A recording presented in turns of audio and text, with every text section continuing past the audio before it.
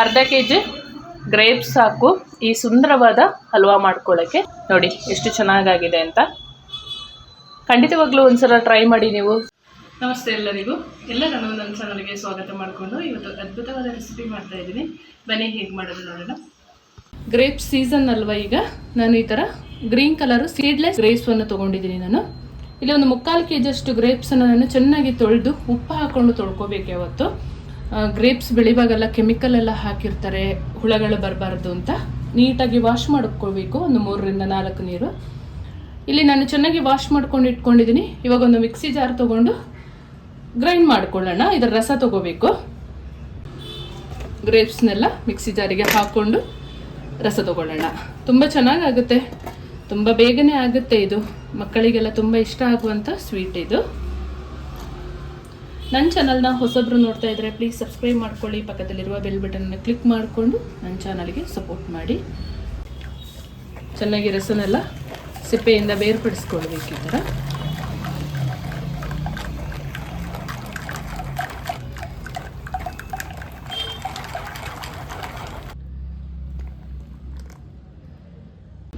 ಸಕ್ಕರೆ ಹಾಕಿದ ಕಪ್ಪಲ್ಲೇ ಒಂದು ಅರ್ಧ ಕಪ್ ನೀರು ಹಾಕ್ಕೊಳ್ಳೋಣ.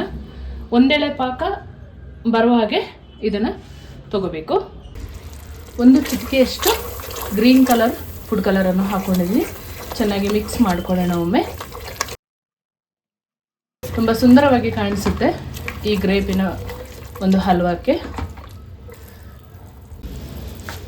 ಗ್ರೇಪ್ ಜ್ಯೂಸ್ ಹಾಕ್ಕೊಳ್ಳೋಣ ಮೊದಲಿಗೆ.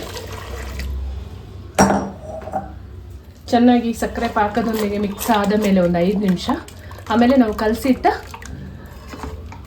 ಕಾರ್ನ್ಫ್ಲೋರ್ ಏನಿದೆ ಅದನ್ನು ಹಾಕ್ಕೊಂಡ್ರೆ ಆಯಿತು. 5 ನಿಮಿಷ ಮಿಕ್ಸ್ ಮಾಡಿಕೊಳ್ಳೋಣ. ಈ ರೀತಿಯಲ್ಲಿ ಸಕ್ಕರೆ ಪಾಕದೊಂದಿಗೆ ಕುದೀತಿರುವಾಗ ಕಲಸಿಟ್ಟ ಕಾರ್ನ್ಫ್ಲೋರನ್ನು ಹಾಕ್ಕೊಳ್ಳೋಣ. ಉರಿ ಸ್ವಲ್ಪ ನಿಧಾನ ಮಾಡಿಕೊಂಡು ಹಾಕ್ಕೊಳ್ಳಿ.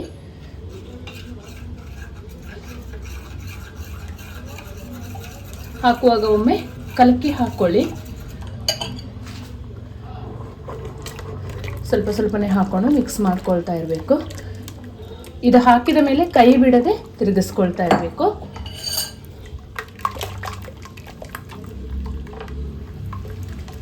ಸ್ವಲ್ಪ ಮಧ್ಯಮ ಉರಿ ಮಾಡ್ಕೊಳ್ಳಿ. ಕೈ ಬಿಡದೆ ಕಲಕ್ತಾನೆ ಇರಬೇಕು. ಬೇಗ ಗಟ್ಟಿ ಆಗುತ್ತೆ ಅದು. ಒಂದು 10 ನಿಮಿಷ ತಗೊಳ್ಳುತ್ತೆ ಅಷ್ಟೇ.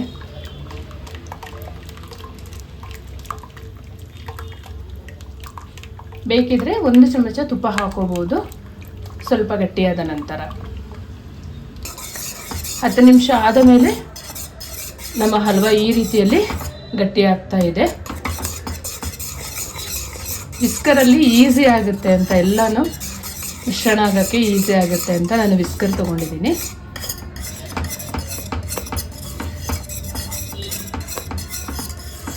ಉರಿ ಕಡಿಮೆ ಮಾಡ್ಕೊಳ್ಳಿ. ಇವಾಗ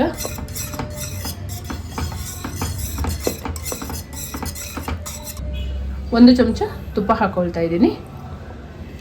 ತುಪ್ಪ ಹಾಕಿದ ಮೇಲೆ ನಿಧಾನ ಉರಿಯಲ್ಲಿ ಇನ್ನೊಂದು 10 ನಿಮಿಷ ಮಿಕ್ಸ್ ಮಾಡ್ಕೊಳ್ತಾ ತಿರುಗಿಸ್ಕೊಳ್ಬೇಕು. ಉರಿ ಮಾತ್ರ ಕಡಿಮೆ ಮಾಡ್ಕೋಬೇಕು.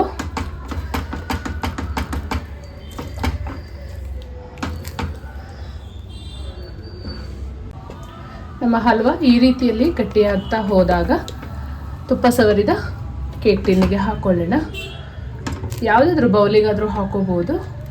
ಇಷ್ಟು ಗಟ್ಟಿ ಇರಬೇಕು ಈ ಹದದಲ್ಲಿ. ಒಂದು ಕೇಕ್ ಟಿನ್ ತಗೊಂಡು ಸ್ವಲ್ಪ ತುಪ್ಪ ಸವರಿ ಅದಕ್ಕೆ ವಾಟರ್ ಮಿಲನ್ ಸೀಡ್ಸನ್ನು ಹಾಕ್ಕೊಳ್ಳೋಣ.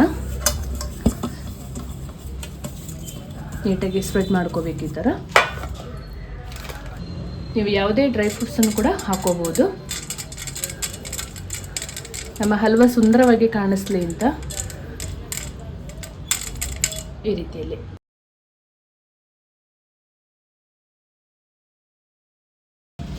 ಒಮ್ಮೆ ಈ ಥರ ಟ್ಯಾಪ್ ಮಾಡಿಕೊಂಡು ಸೆಟ್ ಮಾಡ್ಕೊಳ್ಳೋಣ.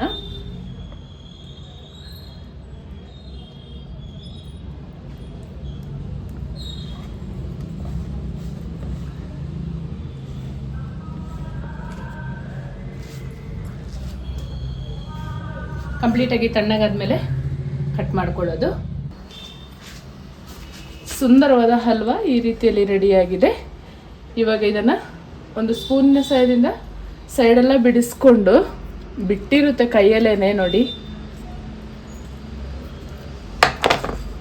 ಫ್ರಿಜ್ಜಲ್ಲೇನು ಇಡುವ ಹಾಗೆ ಇಲ್ಲ, ಹೊರಗಡೆ ಇಟ್ಟರೆ ಸಾಕು, ಗಟ್ಟಿಯಾಗುತ್ತೆ. ಕಟ್ ಮಾಡ್ಕೊಳ್ಳೋಣ.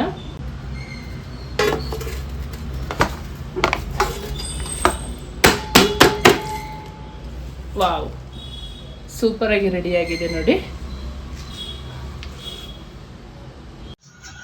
ನೋಡಿ, ಅರ್ಧ kg ಗ್ರೇಪ್ಸ್ ಇದ್ರೆ ಸಾಕು. 1 kg ಅಷ್ಟು ಸ್ವೀಟನ್ನು ಮನೆಯಲ್ಲೇ ರೆಡಿ ಮಾಡ್ಕೋಬಹುದು. ನಿಮಗೆ ಯಾವ ಶೇಪ್ ಬೇಕೋ ಆ ಶೇಪಲ್ಲಿ ಕಟ್ ಮಾಡ್ಕೊಳ್ಳೋಣ.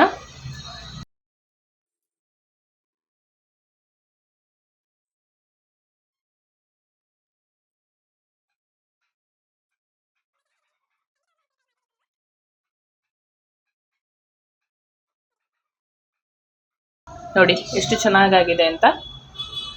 ಖಂಡಿತವಾಗ್ಲೂ ಒಂದ್ಸಲ ಟ್ರೈ ಮಾಡಿ. ನೀವು ತುಂಬ ಈಸಿಯಾಗಿ ಮಾಡ್ಬೋದು. ಒಂದು 10-15 ನಿಮಿಷದಲ್ಲೆಲ್ಲ ಈ ಸ್ವೀಟ್ ರೆಡಿ ಮಾಡ್ಬೋದು. ತುಂಬ ಕಡಿಮೆ ಇಂಗ್ರೀಡಿಯೆಂಟ್ಸ್ ಕೂಡ ಸಾಕಾಗುತ್ತೆ. ತುಂಬ ರುಚಿಯಾಗಿರುತ್ತೆ, ತುಂಬ ಸುಂದರವಾಗಿರುತ್ತೆ. ಹಾಗೆ ನನ್ನ ಚಾನಲ್ಗೆ ನೀವು ಫಸ್ಟ್ ಟೈಮ್ ನೋಡೋದಾದರೆ ಪ್ಲೀಸ್ ಸಬ್ಸ್ಕ್ರೈಬ್ ಮಾಡ್ಕೊಳ್ಳಿ. ಪಕ್ಕದಲ್ಲಿರುವ ಬೆಲ್ ಬಟನನ್ನು ಕ್ಲಿಕ್ ಮಾಡೋದನ್ನು ಮರಿಬೇಡಿ. ಹಾಗೆ ನಿಮ್ಮ ಫ್ರೆಂಡ್ಸ್ ಆ್ಯಂಡ್ ಫ್ಯಾಮಿಲಿಗೆ ಹೆಚ್ಚು ಶೇರ್ ಮಾಡಿ ಅಂತ ಕೇಳ್ಕೊಳ್ತಾ ಮುಂದೆ ಅದ್ಭುತವಾದ ರೆಸಿಪಿಯೊಂದಿಗೆ ಸಿಗ್ತೇನೆ. Thank you.